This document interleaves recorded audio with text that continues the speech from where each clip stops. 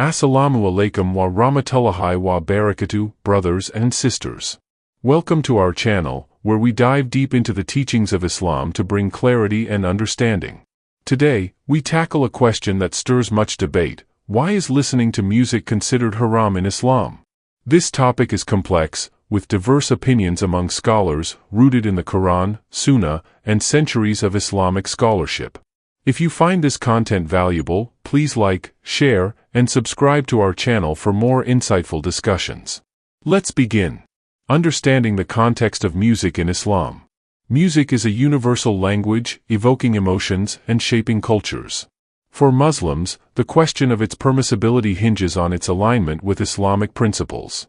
Islam guides every aspect of life, encouraging what brings us closer to Allah and discouraging what distracts us from His remembrance. To understand why some scholars deem music haram, we must explore the Quran, hadiths, scholarly interpretations, and the broader spiritual and social implications. Quranic evidence and interpretations. The Quran, the ultimate source of guidance, does not explicitly mention music. However, certain verses are often cited in discussions about its permissibility. One key verse is from Surah Luqman, 31:6, "And of the people is he who buys the amusement of speech to mislead others from the way of Allah without knowledge and who takes it in ridicule. For such there will be a humiliating punishment." Scholars like Ibn Abbas, a prominent companion of the Prophet Muhammad, peace be upon him, interpreted amusement of speech as referring to songs and music, particularly those that promote frivolity or distract from Allah's path. Ibn Mas'ud, another revered companion, reportedly swore by Allah 3 times that this verse pertains to music, emphasizing its potential to lead astray.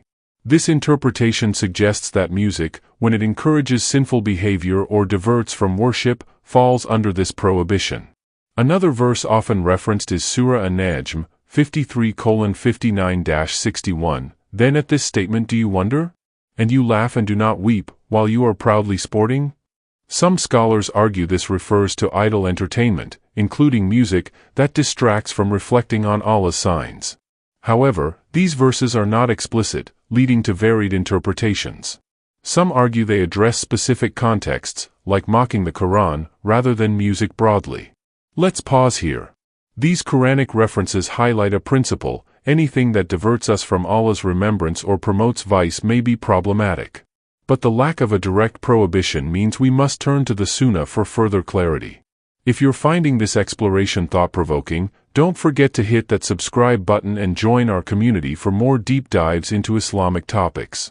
Hadiths on music. The Sunnah, comprising the sayings and actions of the Prophet Muhammad, peace be upon him, provides critical guidance. Several hadiths are cited as evidence for music being haram. One prominent narration, found in Sahih al-Bukhari, 5590, states, "There will be people from my ummah who will permit zina, silk, alcohol, and musical instruments, ma'azif." The term ma'azif is understood by many scholars, including Ibn Manzur and Ibn Taymiyyah, to mean musical instruments. This hadith suggests that permitting musical instruments is associated with other clear sins, implying their prohibition.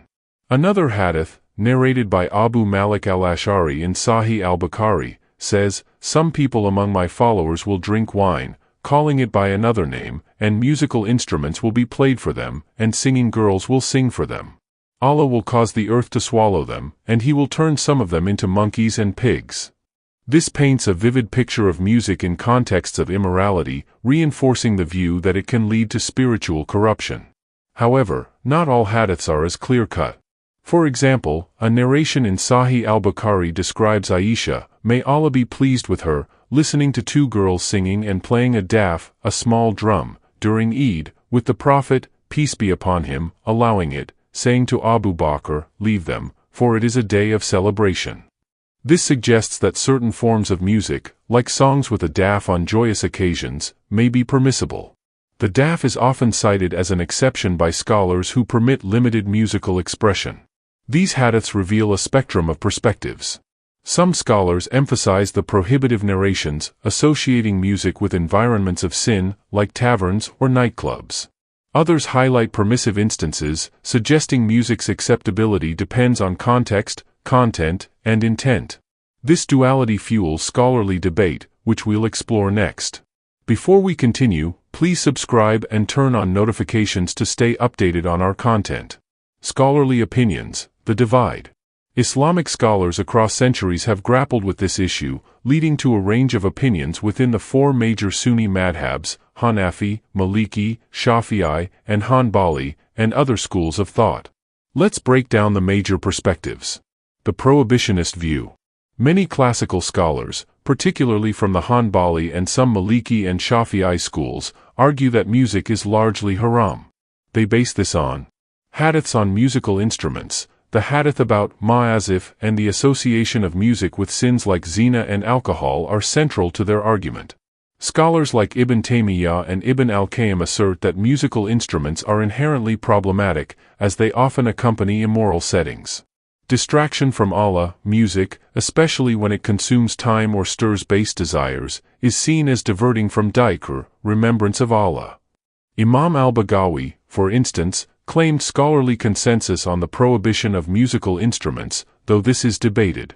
Quranic warnings, verses about amusement of speech and proudly sporting, are interpreted as warnings against music's potential to foster heedlessness. Works like Ibn Abi ad-Dunya's Dam al-Malahi and Ibn al-Jawzi's Talbis Iblis compile arguments against music, emphasizing its role in spiritual neglect. Modern scholars like Sheikh al-Albani and Salah al-Fawzan echo this, arguing that most contemporary music promotes immorality or wastes time, making it haram. The permissive view. Other scholars, including some from the Hanafi and Shafi'i schools, argue that music is not inherently haram.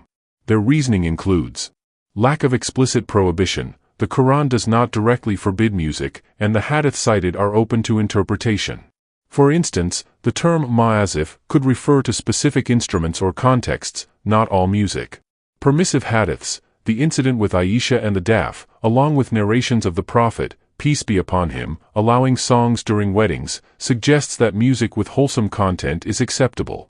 Scholars like Imam al-Ghazali and Ibn Hazm argue that music is permissible if it aligns with Islamic ethics.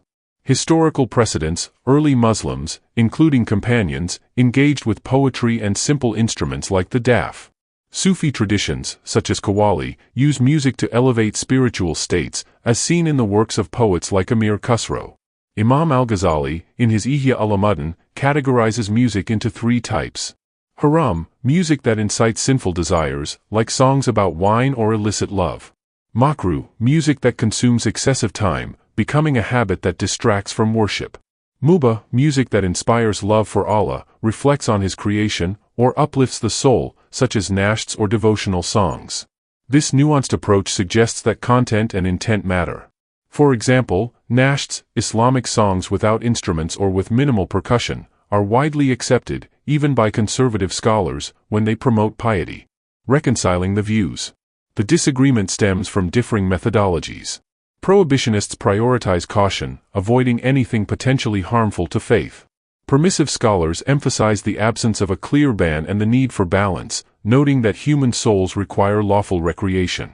Both sides agree that music promoting haram, e.g., vulgarity, alcohol, or immorality, is forbidden. The debate centers on instrumental music and secular content. If this analysis resonates with you, please hit that subscribe button and share this video with others seeking clarity on Islamic issues. Historical and cultural context. Music has existed in Muslim societies for centuries, from the poetic recitations of pre-Islamic Arabia to the devotional qawwali of South Asia. Early Muslims valued poetry, often recited melodically, as a means of preserving history and expressing faith. The Prophet, peace be upon him, encouraged poets like Hassan ibn Thabit to defend Islam through verse. This suggests that rhythmic or melodic expression isn't inherently wrong. However, as Islam spread, cultural practices like tavern music, associated with drinking and debauchery, raised concerns. Scholars like Ibn Taymiyyah warned against such environments, linking music to moral decay. In contrast, Sufi scholars like Rumi saw music as a tool for spiritual elevation when used to glorify Allah. Today, music in Muslim communities varies widely. Nashts are popular in conservative circles, while genres like Arabic pop or qawwali thrive in others. This diversity reflects the ongoing debate and the absence of a universal ruling. Spiritual and psychological impacts. Why does music stir such debate? Its power over the human soul is undeniable. Music can uplift, inspire, or calm, but it can also incite passion, nostalgia, or distraction. Prohibitionist scholars argue that music, especially with instruments, risks weakening faith. Excessive engagement may reduce time for prayer, Quran recitation, or dhikr. Stirring base desires, lyrics about love or materialism can lead to sinful thoughts. Addiction, habitual listening may dominate one's life, as warned by Imam al-Ghazali about makruh music. Conversely, permissive scholars highlight music's benefits. Emotional healing, scholars like Al-Farabi and Ibn Sina used music therapeutically, noting its ability to soothe pain or enhance memory. Spiritual upliftment, devotional music, like qawwali or nashts, can deepen one's connection to Allah. Cultural expression, music preserves history and identity, as seen in Islamic poetry or epic songs. The key question is balance. Islam encourages moderation, and even permissible activities become problematic if they overshadow worship. If you're enjoying this deep dive, please subscribe and leave a comment with your thoughts. Practical guidance for Muslims. Given the diversity of opinions, how should a Muslim approach music? Here are practical steps. Evaluate content. Avoid music with haram themes, such as vulgarity, alcohol, or illicit love. Seek songs that inspire goodness or reflect on Allah's creation. Consider intent. Are you listening to relax, reflect, or escape? Ensure your intention aligns with Islamic values. Moderation. Even permissible music should not dominate your time. Prioritize prayer, Quran, and family. Consult scholars. If unsure, seek guidance from knowledgeable scholars within your madhab or community. Reflect on impact. Does music bring you closer to Allah or distract you? Be honest with yourself. For those who play instruments, like the guitar, consider the context. Playing devotional nashts or cultural songs may be permissible, but avoid settings associated with haram, like nightclubs. The daf is widely accepted, especially for celebrations like weddings or Eid. Addressing common concerns. Many Muslims love music yet fear it conflicts with their faith. If you're a practicing Muslim who enjoys music without compromising your duties, you're not alone. The permissive view, backed by scholars like al-Ghazali, suggests that music glorifying Allah or reflecting wholesome themes is mubah. However, if music leads to neglecting prayer or stirs unlawful desires, reassess your choices. Some argue that music is akin to alcohol, a grave sin. This stems from hadiths linking music to other prohibitions, but the comparison isn't absolute. Alcohol has a clear Quranic prohibition, Surah Al-Ma'idah, 5 hours 90 minutes, while music lacks such explicitness. The severity depends on context and impact. Conclusion: a balanced approach. The question of music in Islam reflects the beauty of Islamic scholarship, its depth, diversity, and commitment to guiding the ummah. While some scholars deem most music haram due to its potential to distract or corrupt, others see it as permissible when it uplifts the soul or aligns with faith. The Quran and Sunnah provide principles, not definitive bans, leaving room for interpretation. As Muslims, we strive for balance, ensuring our actions draw us closer to Allah. Whether you choose to avoid music or enjoy it moderately, let your decisions be informed by knowledge, intention, and sincerity. Consult scholars, reflect on your spiritual state, and prioritize Allah's pleasure. Thank you for joining us on this journey. If this video helped clarify the topic, please like, share, and subscribe to our channel for more content on living Islam authentically. Leave a comment with your thoughts or questions, and we'll address them in future videos. Assalamu alaikum wa rahmatullahi wa barakatuh, brothers and sisters.